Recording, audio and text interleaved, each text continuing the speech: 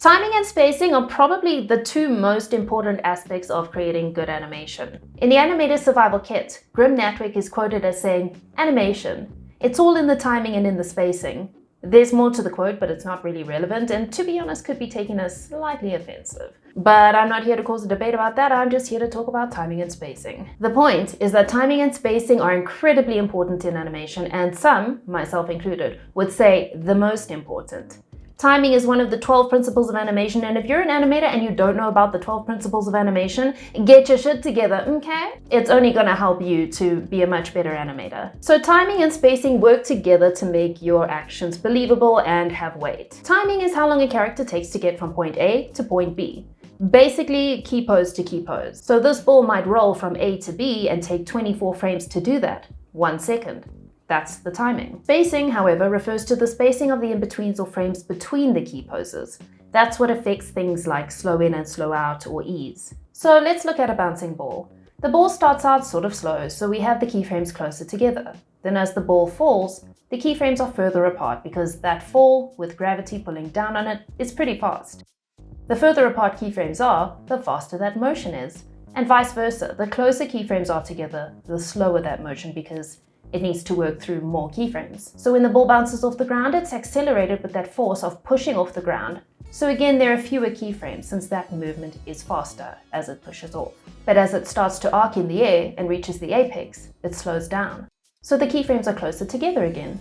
Then they start spacing out again as it falls back down to the ground and gains speed again. That's the spacing, the variation in the spacing of the in-between keyframes. But that doesn't affect the timing, which is the speed of the whole action. If I adjust the spacing to have a different effect, the timing still remains the same. It's almost like the timing is the container, but the spacing is what's happening inside that. So with this ball moving across the screen, say it takes 24 frames, that's the timing. We can have linear spacing, where the frames are spaced evenly apart. It doesn't look so great, and it tells us nothing about the ball or what it's actually doing. We don't know if someone threw it, or if there's a string attached to it that someone's pulling. There's no acceleration or deceleration in this movement.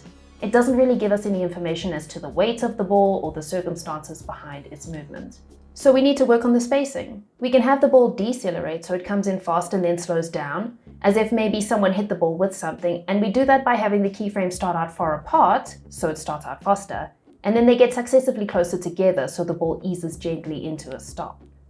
Or we could have it start with a slow in and then accelerate, with the keyframes starting closer together and then getting further apart as it picks up speed. Or we could have it ease in and then speed up as it gains momentum, then ease again to a stop as it loses momentum. The timing stays the same, but these changes in the spacing all give it a very different feel.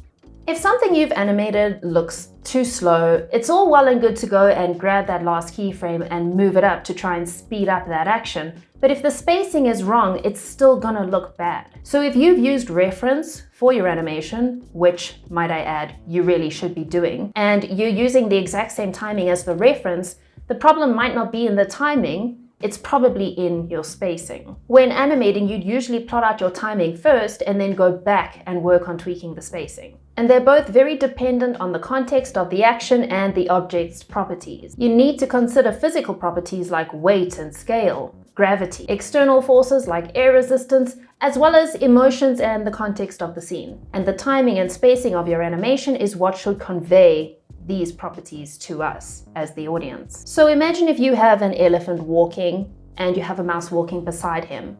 The elephant would have very different timing and spacing to his movements than the mouse would because he's much bigger, he has more mass, and his movements would be a lot slower and heavier than the mouse's. And that feeling, their weight, and their moods would be conveyed with your timing and your spacing. You can have two balls that look exactly the same, but just adjusting the spacing and timing tells very different stories about them.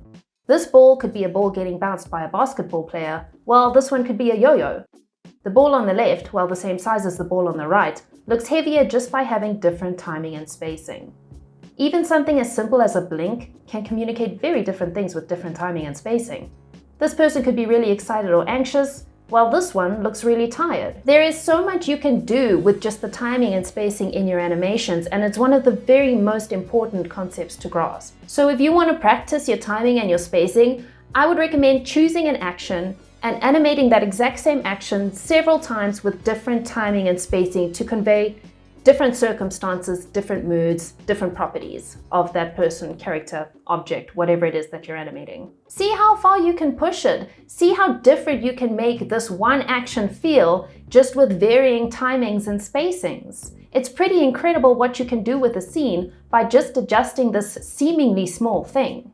It's very, very underestimated in my opinion. People don't talk about it enough and how important it is. So that's it. It's a pretty short video today, I know, but it is one that I feel like is incredibly important and doesn't actually get enough credit and importance placed upon it, especially for student animators and people new to the industry. Thank you as always to my patrons. I appreciate the support every single day. You guys are all amazing. And for the rest of you, if you're not subscribed yet, maybe think about hitting that subscribe button. Give the video a like if you did like it. It really helps with the algorithm. And let me know in the comments if you guys have any exercises that you have done to improve your timing and spacing, because I feel like it would help a lot of people out there who maybe don't know how to practice that and improve on it. So if you have any exercises, let me know. I would love to know as well. Thanks for watching, guys. Love ya. Bye.